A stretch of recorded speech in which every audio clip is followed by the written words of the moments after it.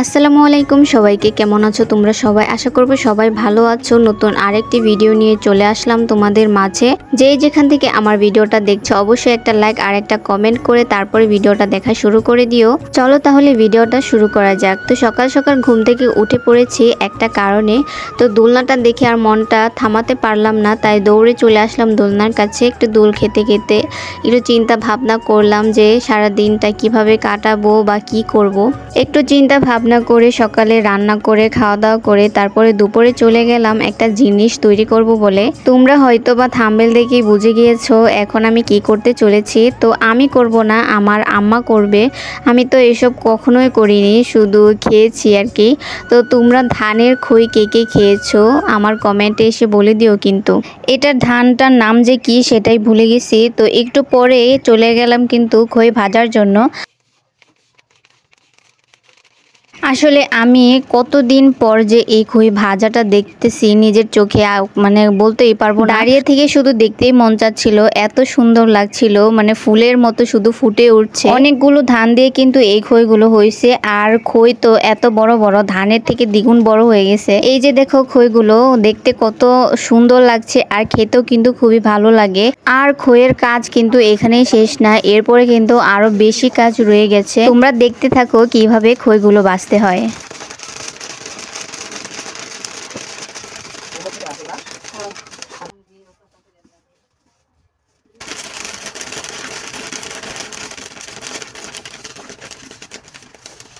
এই গরমে চুলার পাড়ে 1.5-2 ঘন্টা থাকাটা আসলে অসম্ভব একটা জিনিস। তারপরেও খাওয়ার জন্য একটু কষ্ট তো করতে হবে, তাই না? খইয়ের মধ্যে দেখতেই পারছো অনেকগুলো ধান রয়ে গেছে। তো এটাকে পরিষ্কার করতে হলে এত বড় একটা চালনির দরকার।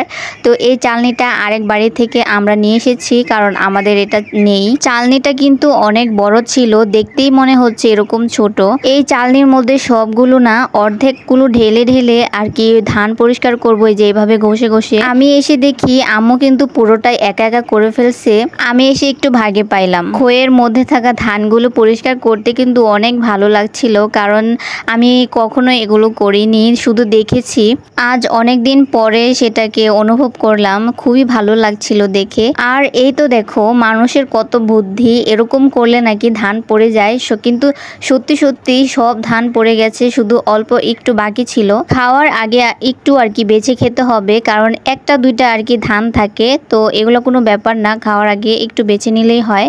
আর নিচে পড়ে থাকা ধানের মধ্যে যে খইগুলো, এগুলো কিন্তু ছোট চালনি দিয়ে আম্মু এগুলো ছেঁকে নিচ্ছে। আর যখন ওইটাতে হচ্ছে না, তারপর কুলা দিয়ে চেষ্টা করতেছে পারে কিনা। তো সত্যি সত্যি ধানের চোচাগুলো শুধু পড়ে যাচ্ছে, আর তখনই হাঁসের বাচ্চাগুলো এসে টুকটুক করে কিন্তু সব খেয়ে ফেলতেছে।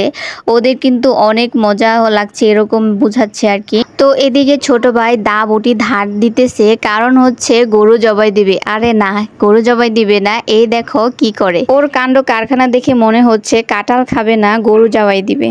আমার ছোট ভাইয়ের কাটার এক্সপ্রেশন দেখে মনে হচ্ছিল ও কাঁঠাল কেটে এভাবে টান দেবে আর সবগুলো কাঁঠাল একসাথে দেখা যাবে।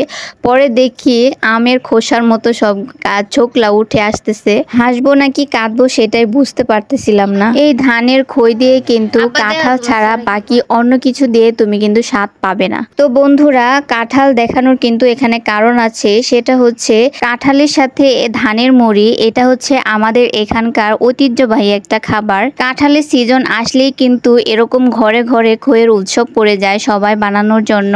আর কাঁঠাল দিয়েই খেতে কিন্তু অনেক মজা, সেটা আসলে ভাষায় প্রকাশ করার মতো না, যদি কাঁঠালটা মজা হয় তবে। আমি এখন বিসমিল্লাহ করে দেখবো কেমন লাগে। কাঁঠালের সাথে সবগুলো খই যেন উঠে আসতেছে। প্রথমে আমি একটা খেয়ে ফেললাম, আর এটা আমার ছোট ভাইকে দিব, কারণ সে অনেক কষ্ট করতেছে। আর এই খইগুলোর জন্যই সে কিন্তু কাঁঠালটা ভাঙছে, নাইলে কিন্তু আরো অনেক পরে ভাঙা হইতো। আর যাই হোক, কাঁঠালটা কিন্তু অনেক মজার ছিল।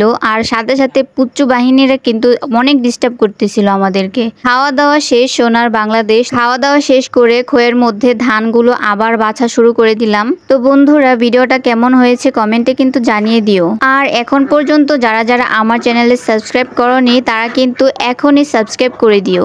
তো দেখা হবে নতুন কোনো ভিডিওতে। এ পর্যন্ত সবাই ভালো থাকবে, সুস্থ থাকবে। আল্লাহ হাফেজ।